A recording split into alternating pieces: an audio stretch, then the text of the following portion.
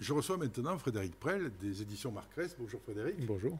Alors, les éditions Marcresse, je crois que dans le monde du CSE, c'est celui qui est le plus présent, au moins sur le salon des comités d'entreprise, je me rappelle à l'époque de Marseille, et puis après sur tous les salons quasiment en France. Donc c'est un produit qu'on connaît, les agendas. Mais il y a eu des nouveautés, et aujourd'hui, l'agenda Marcresse tel qu'on l'a connu a un peu évolué. Est-ce que vous voulez nous en parler ? Oui, alors en fait, il évolue d'une manière assez simple. C'est qu'il n'y aura pas qu'une seule proposition par an sur un type d'agenda. Il y aura plusieurs propositions éditoriales. Cette année, d'ailleurs, enfin pour 2022, nous avons 4 axes éditoriaux différents. Alors, l'agenda, pour vous en parler un peu, vous, chers élus, c'est le produit qui vous permet de, alors à partir d'une certaine quantité, dans le cadre de la personnalisation, de donner les rendez-vous incontournables du CSE à vos salariés et à le distribuer à tous les salariés en fin d'année pour que sur l'année, ils sachent quand le voyage du CE est organisé, quand les locaux du CE sont ouverts, de mettre un petit mot pour expliquer comment vous allez travailler. C'est un vrai outil de communication. L'agenda Marcresse est un vrai outil de communication. Alors, cet outil de communication, dans quelles conditions on peut le personnaliser et comment ça fonctionne ? Alors, en fait, c'est assez simple. Donc, par rapport aux 4 thèmes qu'on a retenus pour cette année, il suffit d'en choisir un et de nous dire, voilà, nous, on aimerait en commander X exemplaires, et à partir de là, communiquer à travers cet agenda les différents éléments qu'on nous communiquera et que nous insérerons pour pouvoir vous les livrer en temps et en heure.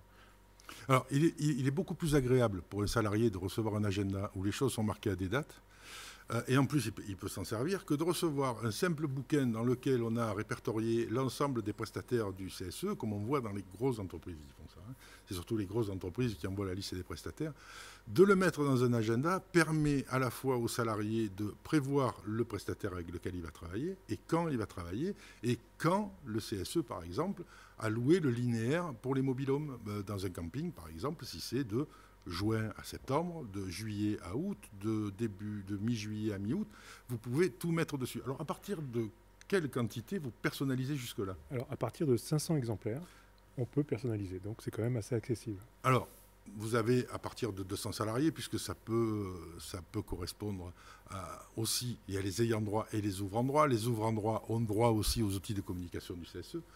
Donc vous pouvez, sur le budget de fonctionnement du CSE, acheter ce produit pour peu, parce que moi je suis très à cheval sur le légal, pour peu qu'il parle du fonctionnement du CSE et de la communication du CSE, donc sur les heures d'ouverture, sur toutes les prestations que vous pouvez donner, là vous avez le droit. Ce n'est pas comme si vous achetiez des montres, ça, les montres, sauf si elles sonnent à l'heure d'ouverture du local du CSE. Là, c'est un outil de communication. Sinon, ça n'en est pas un. Mais l'agenda, là, c'est l'outil de communication. Alors, est-ce que vous imaginez une version numérique un jour ?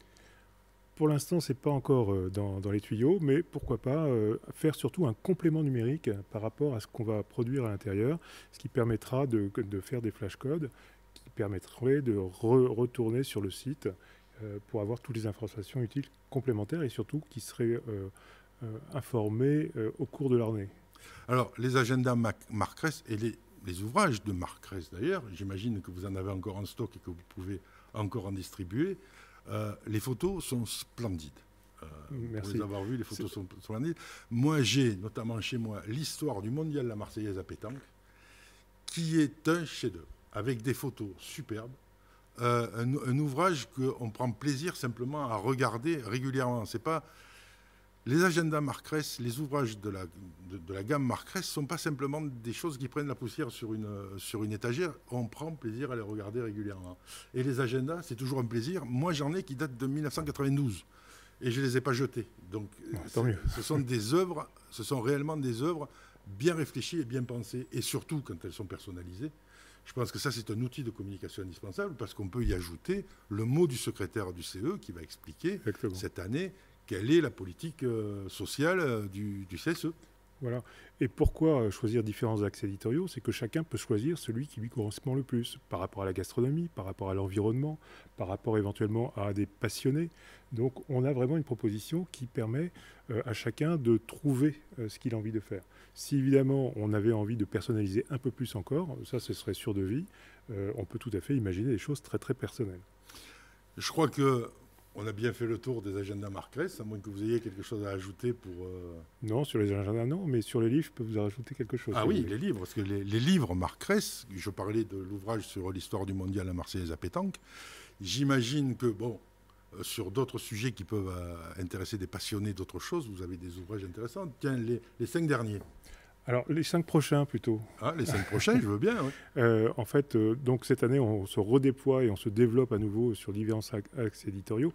Emblématiquement, c'était la Provence, Marseille et les alentours.